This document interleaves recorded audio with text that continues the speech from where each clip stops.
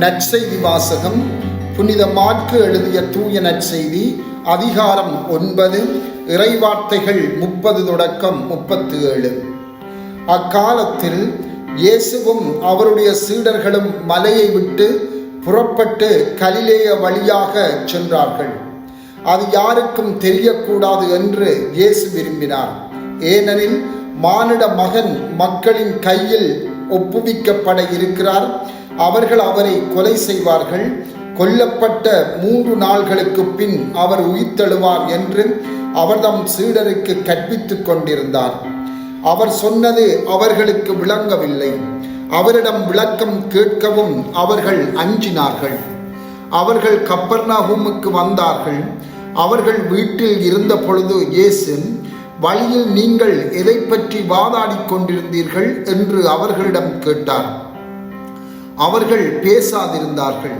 ஏனெனில் தங்களுள் பெரியவர் யார் என்பதை பற்றி வழியில் ஒருவரோடு ஒருவர் வாதாடி கொண்டு வந்தார்கள்.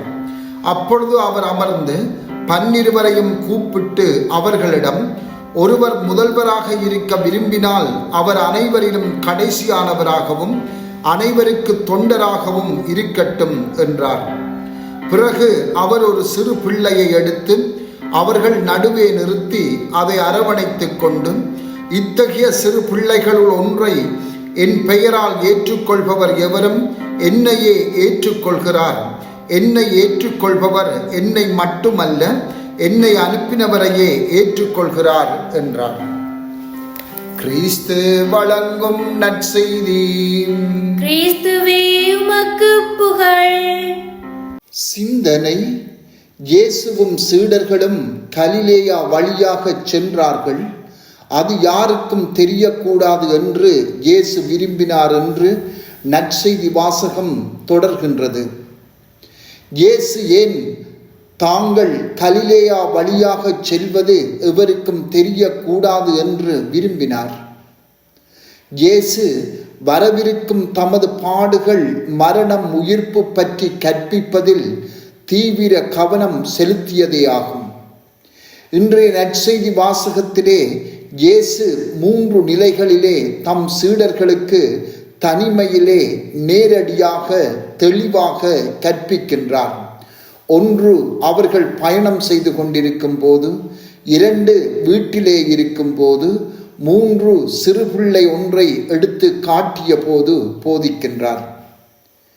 இயேசு கற்பிக்கும் பாடம் முக்கியமானதாக இருந்தாலும் தனிமையிலே அவர் அவர்களோடு நேரம் செலவழித்தார் என்பதை முதலில் நாங்கள் கருத்தில் கொள்வது எமக்கு உதவியாக இருக்கும்.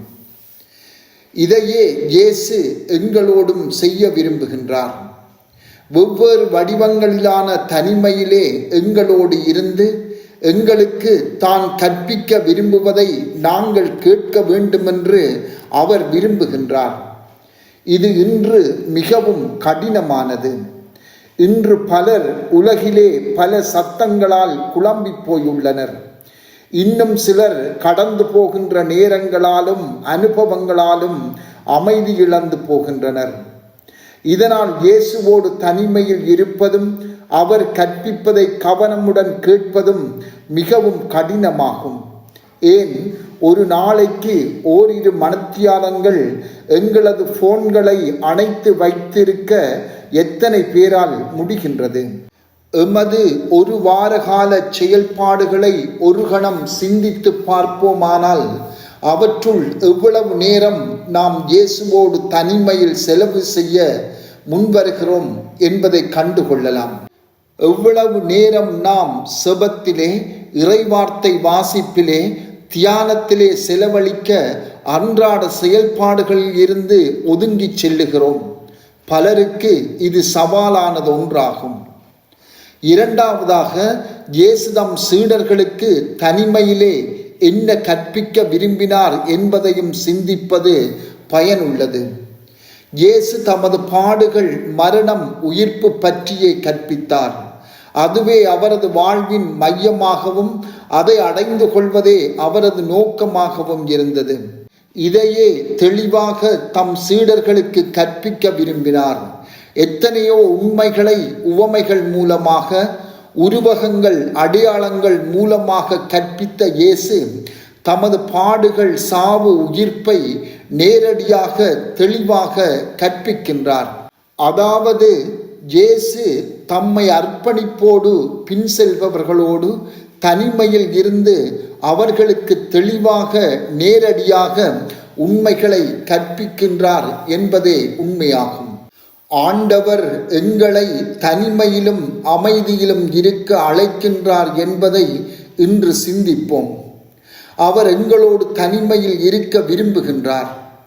அப்போது அவர் எங்களோடு தெளிவாக என்ன பேசுகின்றார் என்பதை கற்றுக்கொள்ள ஆவல் கொள்வோமாக. செபம். ஆண்டவரே, ஆழ்ந்த அமைதியிலும் தனிமையிலும் எங்களை அழைத்து எங்களுக்கு உமது உண்மைகளை கற்றுத்தாரும். ஆமென்.